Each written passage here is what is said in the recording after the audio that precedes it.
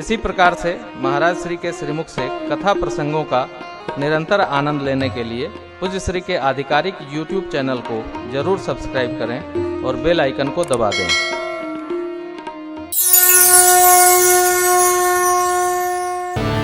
भगवान से भगवान ने मांगा, भगवान माने शिव भगवान से, नमामि शमीशान, ईश कहते हैं शिव बाबा को। भगवान शिव से प्रभु श्री रघुनाथ जी ने वचन मांगा, भगवान शिव ने आज्ञा मांग लिया, आज्ञा मान लिया। सप्तऋषियों को बुलाकर माँ की प्रेम परीक्षा की गई। जय जयकार भई, बोलिए प्रणाम मैया की जय। पिताजी के घर जाने की आज्ञा दे दी गई। इधर तारक नाम का एक असुर हुआ जिसने देवताओं को जीत लिया। देवता सुख संपत्ति विहीन हो गए। परिणाम, सब देवता लोग ब्रह्मा की शरण में गए। ब्रह्मा जी ने कहा, देखो तारकासुर ने वर मांगा है, शिव जी के शुक्र से जो पुत्र जन्मेगा वही हमारा वध करेगा। शिव जी समाधि में है, आप लोग कामदेव को भेजो, समाधि से वापस करें तो मैं बरियाई से संकल्प कराकर विवाह कराऊं। कामदेव गया। राम भजन जहां है वहां कामनाओं का देवता प्रभाव नहीं कर पाता है। भगवान शिव राम राम में लगे थे। कामदेव गया और बाबा को देख करके ही जल गया। वो जल गया कैसे? कामदेव ने विचार करके बहुत योजना बनाई, लेकिन शिव बाबा समाधि से हिले नहीं। 5 बाण पुष्प के धनुष पर अनुसंधान करके हृदय पर छोड़ दिया। विराजे हृदय में प्रभु हैं, उन पर जब बाण लगा तो भगवान शिव ने नेत्र खोला। अरे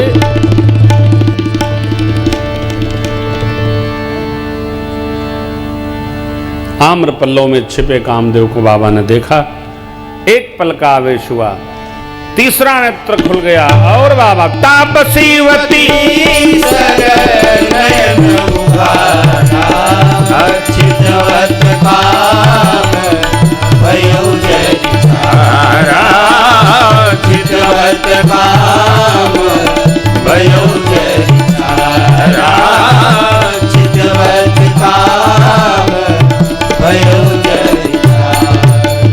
कामदेव भस्म हो गया। रति पहुंची, बाल बिखेरती, रोती, छाती पीटती, चिल्लाती। अरे बाबा ने कहा, कौन?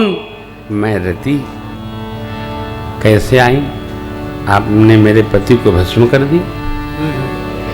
तो बाबा ने कृपा कर दी। बोले, अब ते रति तव नाथ कर हो ये नाम, बिनु बपु व्यापी सब ही पुनि, सुन निज मिलन प्रसन्न। बिना शरीर के कामदेव धरती के जीव मात्र में व्यापेगा। रति जी ने कहा, मेरे को कब मिलेंगे? अब ये कृष्ण चरित्र बाबा ने एक पंक्ति में कहा, जब जदुवंश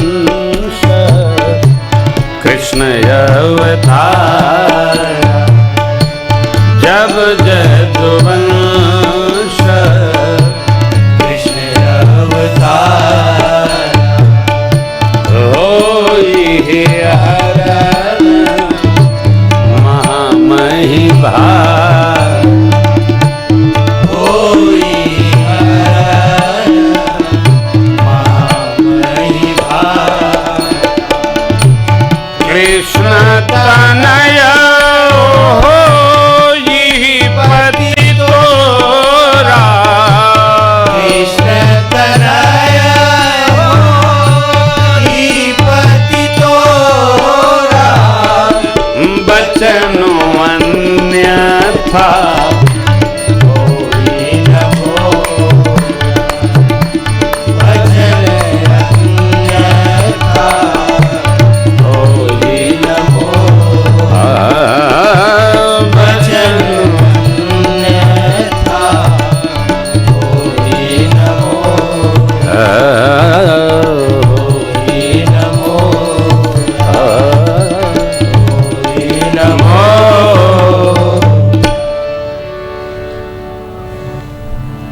द्वापर युग में भगवान कृष्ण स्वरूप में आएंगे, उनके पुत्र प्रद्युम्न आपको पति रूप में प्राप्त होंगे, जाइए, मेरी बात अन्यथा नहीं हो।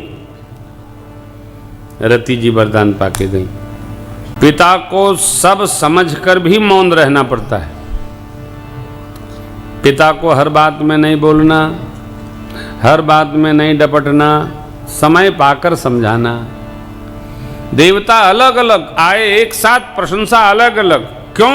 शिव बाबा समझ गए सब डर के मारे आए। तब बाबा ने थोड़ा विनोद किया, कहु अमर आए के हेतु। अरे अमर, आप तो अमर हैं, आप क्यों मरने से परेशान हैं? देखिए, भगवत भजन बिना किसी कारण से करते रहना चाहिए। जैसे आदमी मन नहीं होता तब भी कहता है लाओ, इच्छा तो नहीं है लेकिन एक पराठा तो पनीर वाला जो है सो तो इच्छा तो नहीं है। अच्छा तो कोई बात नहीं, रहने दीजिए। अरे नहीं नहीं, थोड़ा दे दो। इच्छा नहीं है तो क्यों खा रहे हो? उसी प्रकार इच्छा नहीं है तो भी भगवत भजन अवश्य अवश्य अवश्य करना चाहिए। क्यों? यही हाथ है। जो हाथ नहीं है वो दिख रहा है, वो साथ नहीं है, लेकिन ये हाथ है। और यदि हमारे पर आपत्काल आ जाए, हम तब भगवान की शरण में जाएं, तो मान लो कि हम ही देवता हैं। क्योंकि देवता जब तक थकत नहीं है तब तक भजत नहीं। भगवान के यहाँ बिना मतलब जाते आते रहा जाए, और आप निश्चित मानिए यूं ही आते जाते ऐसी प्रीत दृढ़ाई हो जाएगी कि कमाल जीवन में हो जाएगी, बिना कारण।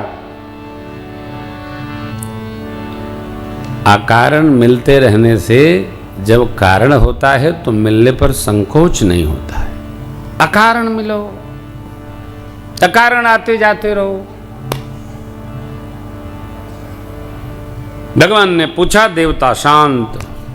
तब पितामह ब्रह्मा ने कहा, सकल सुरन के हृदय यस शंकर परम उछा, निज नयन निदेखा चहि नाथ तुम्हारे। अब बात थोड़ा समय सीमित है, आपको यह प्रसंग मुझे स्मरण कराइएगा। देखिए, कोई भी व्यक्ति कर्तव्य समझ करके कोई कार्य करे ऐसा संभव नहीं दिखता। हर कार्य में हर व्यक्ति का कुछ न कुछ स्वार्थ निहित होता है। हम कथा सुना रहे हैं, इसमें हमारा स्वार्थ निहित है।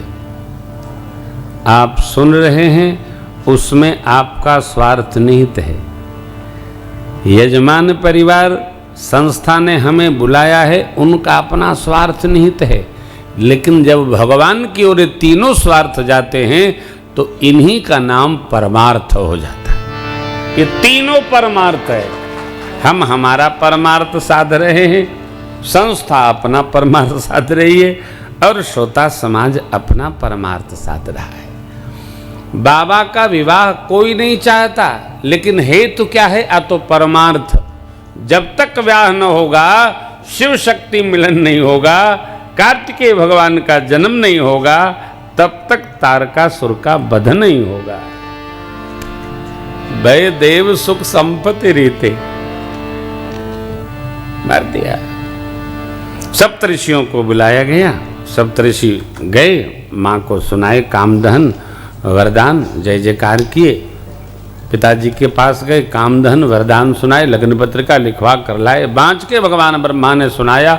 देवता लोग अपने लोग गए थे, गण लोग बैठे हैं कैलाश पर। अब बारात कैलाश से हिमाचल जाने वाली है। 4 बज गया, दूल्हा सरकार का श्रृंगार करने कौन नहीं आया, सब अपने अपने में व्यस्त हैं। विवाह शादी में बड़ा आनंद होता है।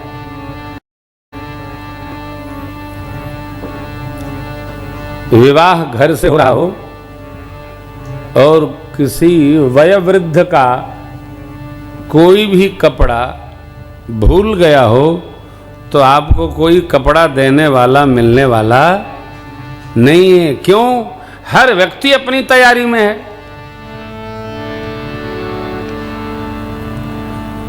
इसलिए समझदार व्यक्ति अपना कपड़ा पहले से निकाल के सहेज लेता है कि हमको कोई इधर उधर न करना पड़े।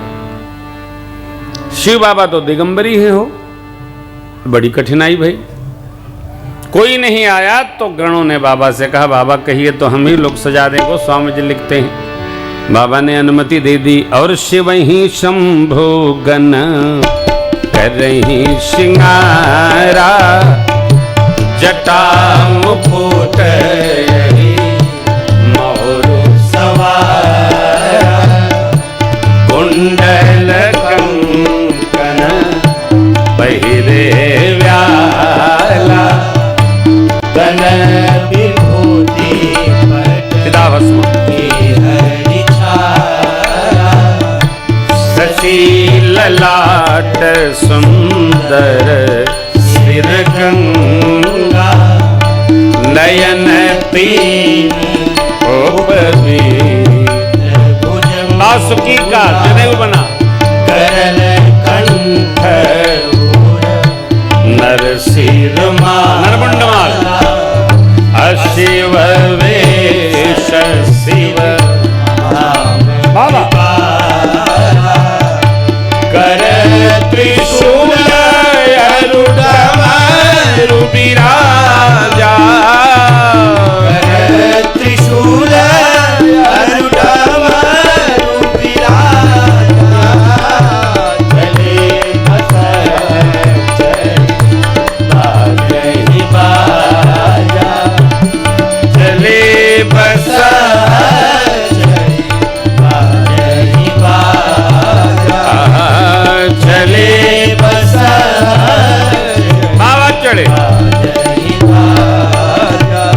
नंदी पर आरूढ़ होकर के बाबा जब चले आकाश में वाद्य बजा। भगवान विष्णु ने देखा तो देवताओं से कहा कि देखो भाई जैसा दूल्हा वैसी बारात नहीं है। बरयनुहार बारात न भाई अब हंसी करे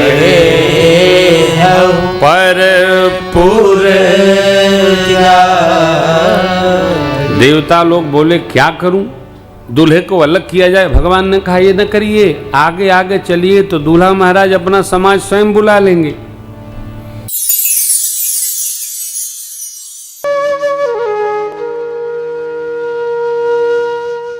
इसी तरह सुनते रहिए, चैनल को सब्सक्राइब करिए, बेल आइकन को दबा दीजिए और पुण्य अर्जन के लिए अपनों में शेयर करिए।